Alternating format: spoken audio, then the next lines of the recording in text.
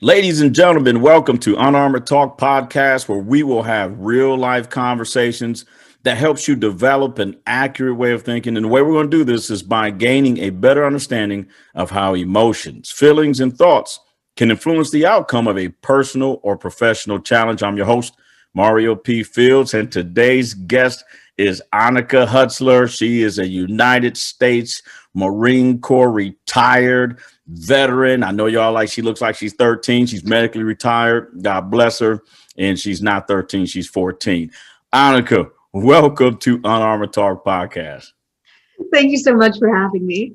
No worries. No worries. And thank you again for accepting my invite to come on the show. So hey, tell the listeners and viewers a little bit about yourself.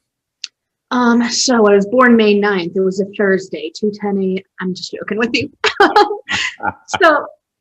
My name is Annika Hutzler. I'm 24 years old, and I am a right below knee amputee.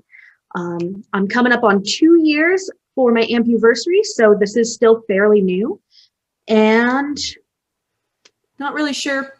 I mean, I have a lot to say. I just don't know how much you want me to say, I guess. Hey, no worries. That's my job to help guide, direct you so we can get the best of Annika, you know what I mean? And you know, kind of remove your armor and get behind the scenes of the challenges of being, you know, an amputee, you know, and what you've experienced. By the way, is your birthday really May the 9th? Yes, it is. Yeah, mine's May the 6th. So we're a few decades apart. but we're 72 hours in between. So you're a Taurus. It's actually my grandpa's birthday as well. May 6th? Mm-hmm. Wow. So I feel special today. But so let's jump right, you know, it's Unarmored Talk. You know, you got to remove your armor. Let's jump right into the topic. So let's talk about that. You know, here you are, a young lady, you know, you feel healthy, you know, you go to boot camp, you're a Marine, you earned a title, but you got this thing in your foot or something like that, a tumor, something's bothering you. Let's talk. What happened?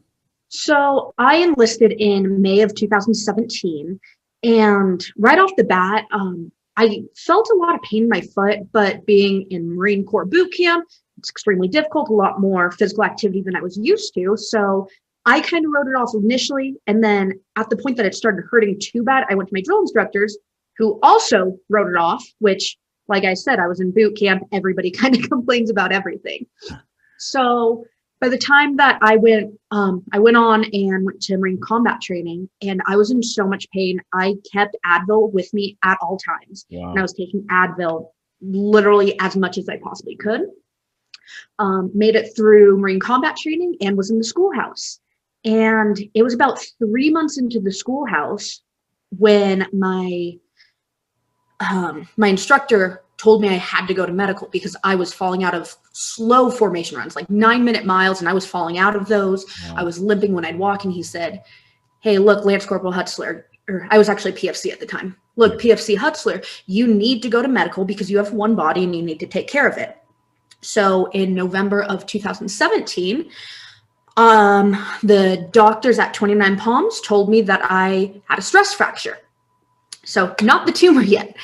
And so they put me in this walking boot and went on my way, did the 6 to 8 weeks of recovery, got out of the walking boot, ran a PFT, and literally cried for the last 2 miles I was running on it. Wow. And I thought I was better, and all of a sudden I run, and it's so incredibly painful. So the doctors eventually did order an MRI, and as of February 1st, 2018, so it was 9 months after I had enlisted, right, they said, so you've never had a stress fracture, but you do have this tumor in your foot.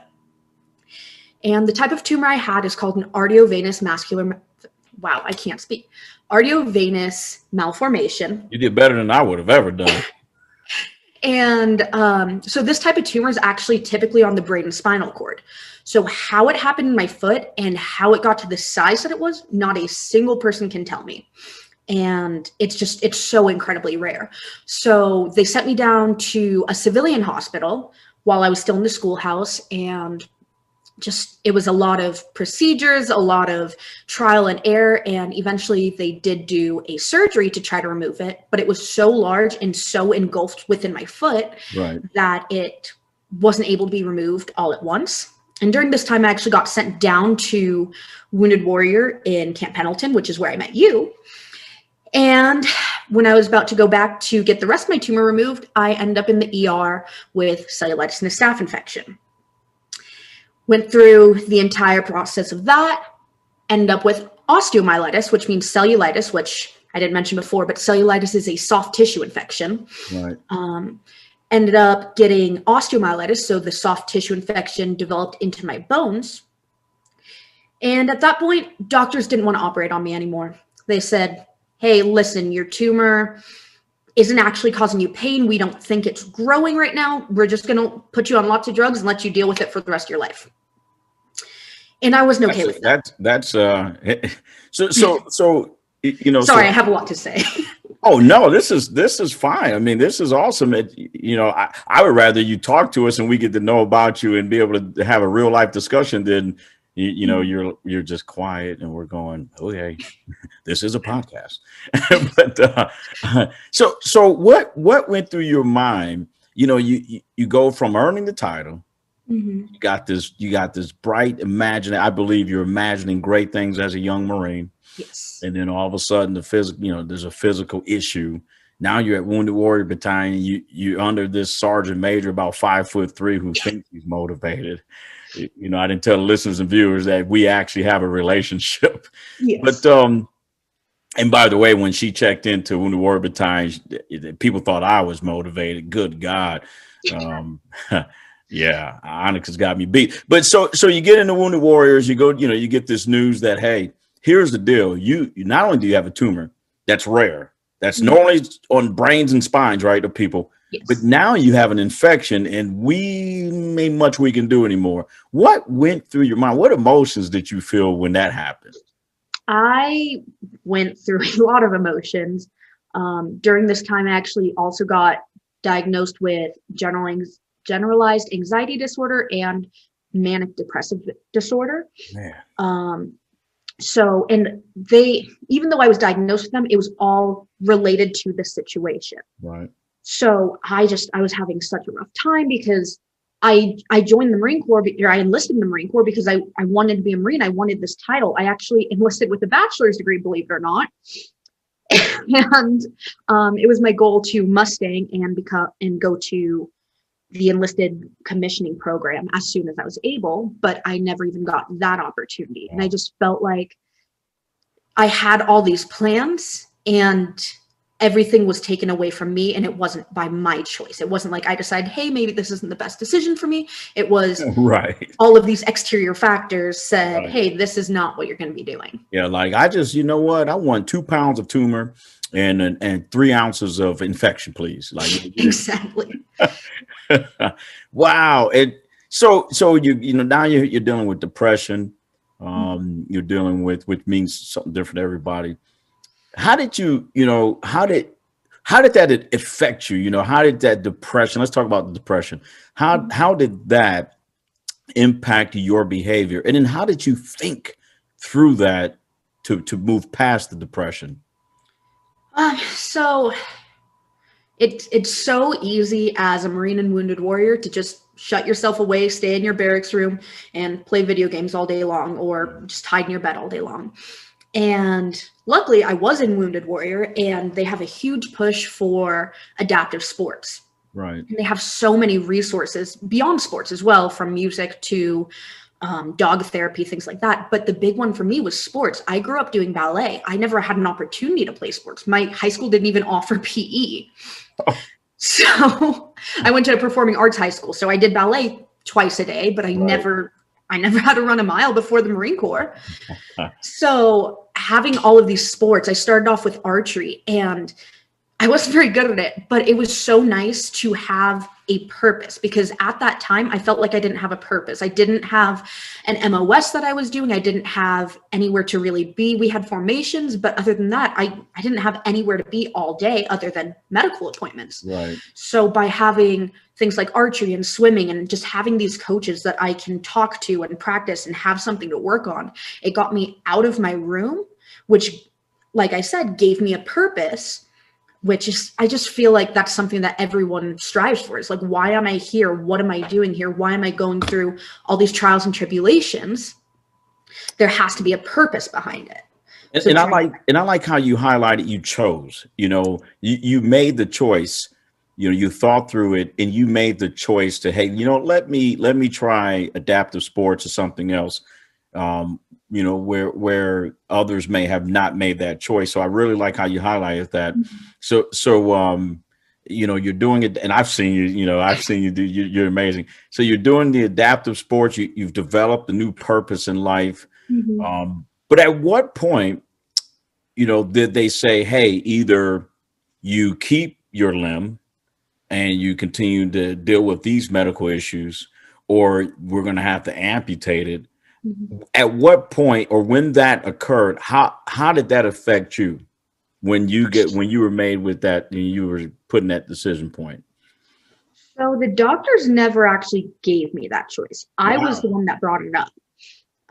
At one point, I asked my doctor after one of my surgeries, after my infections, I said, so how many times are we going to try to operate? How many times is this tumor going to grow back before there's so much scar tissue, before there's so much nerve damage, before I'm off my feet for so long that it causes other problems, before we have to amputate? And they said, well, maybe 5 to 15 years. And I said, I'm not waiting 5 to 15 years, do it now. And that was in May of 2018. And as I said, my amputation was only 2 years ago. So I fought almost every single doctor. And I said, I want my leg cut off. And a lot of people take that as, oh, she's joking. This is like her sense of humor to cut off her leg. I'm like, no, I really want my leg cut off. I did so much research. I did so much to try to figure out, hey, this is going to be the best option for me. And in January of 2019, they actually started my administrative separation board. Right. And I wasn't in long enough. I would have gotten almost no benefits when I wanted to be a Marine. And it's not like I chose this path, and I was just having such a hard time, but I was still fighting the doctors. I'm like, no, you're not going to separate me right now, because I want this amputation. And at the time, it even gave me the potential of I could continue serving, depending on how well my amputation went. Right. And finally, in March, it was right after the Marine Corps trials. I competed in the Marine Corps trials with 2 feet. I went to my doctor and I just handed him a giant folder, and it had my medical notes that I had highlighted every time that doctor said, we'll amputate if we do X, Y, and Z. I had medical journals that I used to obsess Googling medical journals and seeing the statistics of people who have chronic foot pain and amputation, how much better they do. And I said, this is why I want my leg amputated. And finally, it was in March of 2018 that I said, all right, let's do it. And within 2 weeks, I had my surgery to amputate my right leg below the knee. And it was honestly one of the best days still to this day of my life. Wow, that's interesting. And part of the podcast is to help people develop an accurate way of thinking. And the way you made that decision was accurate. It's amazing how you said, well, not amazing, but you said it. You said that you did research. You look for empirical data. You are aware of your emotions. I mean, I believe it would be a scary decision, but just demonstrating how, if you accurately think through a challenge, how it can increase the outcome of a situation. So that's amazing. That is, and I didn't know. So, and that's what I love about the podcast. I had no idea. I've known you since, you checked into Wounded Warriors. I had no idea that you said, you know what? I want this to happen. That is courageous, but reflects an accurate decision. So now here it is. You have the surgery. You're very athletic before you had the surgery. Even during the injury, you still didn't stop trying to exercise. And then after the amputation, you continue to blaze trails on the athletic, spectrum. Looking back, when you look back at that decision, and even to today, what would you say? Do you dislike, or you like, man, if I had a chance to do that over again, I probably would have done this different, because I believe emotions got my way? I mean, it's so easy to look back and say, I wish I would have done this. I wish I would have done that.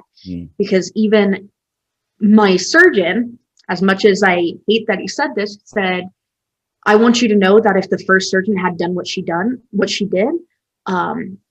we could have saved your leg. And I hate looking back at that because for a while that ate me up. Like, Right. what happened? What would have happened if I didn't go see that surgeon? What would have happened if I would have been placed with a different surgeon, or if I would have been sent to Wounded Warrior earlier? And the truth of the reality is nobody knows. The doctor can say that all he wants, but he wasn't there. He wasn't in the situation that first surgeon was. Right. He may have made the same decisions. So for him to say, I could have saved your leg, it has no foundation. Yeah. So, and I think that kind of goes with everything in life. I could go back and say, hey, had I not joined the military, I may still have my leg today. Right. But we don't know that because nobody can even tell me if I grew this tumor before or after. But all we know is it definitely exacerbated the pain that I had. And that's what ultimately led to my amputation. So Yeah. I try not to think too much about what could have happened, Right. because even though, yeah, it was a terrible 14 months of limb salvage and fighting with doctors and crying in therapist's office and crying to pretty much every staff NCO that I could find. Except me. No, I'm pretty sure I cried to you a couple times. I just don't remember, probably because your positive attitude. But go ahead. But it gave me so many opportunities. I actually competed in the DoD Warrior Games. I was picked for the team 6 weeks after my amputation. And I competed in 4 sports. I did wheelchair track, wheelchair rugby, swimming, and archery. And I took home 2 medals when I was 6 weeks post-amputation. Wow. And just having that opportunity made me realize, hey, I love sports. And I have had the opportunity to move out to Colorado and train with a pre-Paralympic snowboarding team, which is something that I never would have had the opportunity. Well, if one, I kept my leg because I wouldn't qualify for the Paralympics, Right. but 2, if I didn't realize how much I love sports, how much I love the environment, how much I love just competing. So yeah, I could sit here and be like, man, what if, but it's like, well, this is where I am now. So how do I move forward from here? Focus on the knowns. I like that. Focus on the knowns and kind of, reference the past, but don't focus a lot on the past. I really like that. So any current challenges now, what's one challenge, and it could be good or bad, but I don't like to use the word good or bad. Yes. But what's one thing now that the rest of the world probably don't know about you?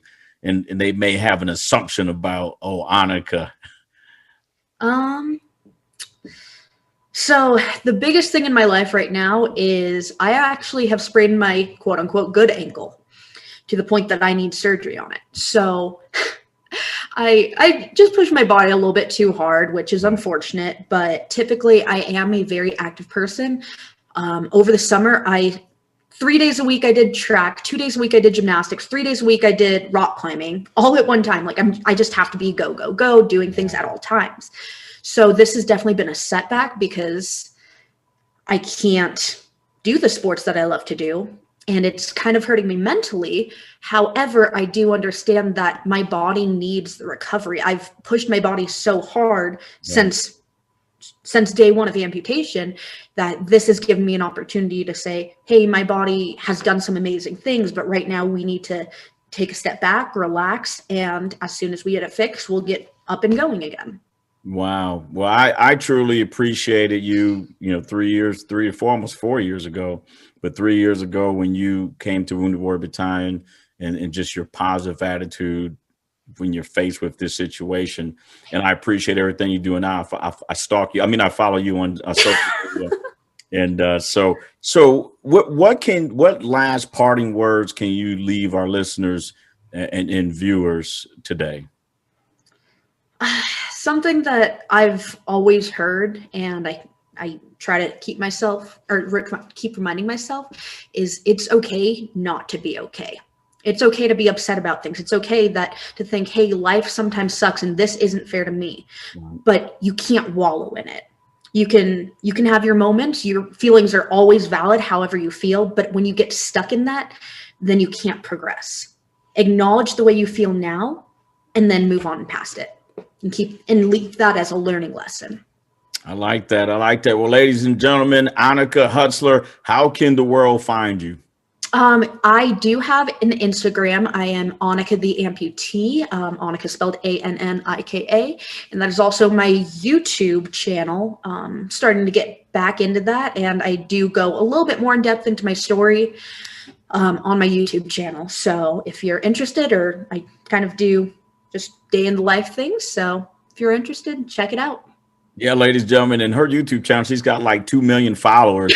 You know, that was interesting when I first subscribed to her channel. She's so humble. She's like, oh, no, Sergeant Major, just subscribe. I'm thinking I'm going to be like the 115th subscriber, ladies and gentlemen. And I go and I'm like, good gosh. Not quite to 2 million. Percentage that for sure, but it's up there. But no, I truly appreciate you coming on Unarmored Talk. And ladies and gentlemen, you can listen to this episode on Apple Podcasts, Google, Spotify platforms. Primary is Apple. And also, if you get on the Apple Podcast, please click that star button, 1 or 5. We don't care. And leave a review so we can get better, because this podcast is for you. Also, if you want to watch this episode, you can watch it on my YouTube channel, and it'll be on Annika's YouTube channel. I'm going to give her the video so she can upload it. And that's Mario P. Field /YouTube. Get on there, subscribe, check it out, and check out the rest of them. But until next time, you guys be safe out there. We'll see you later. Thank you. Bye. Bye-bye.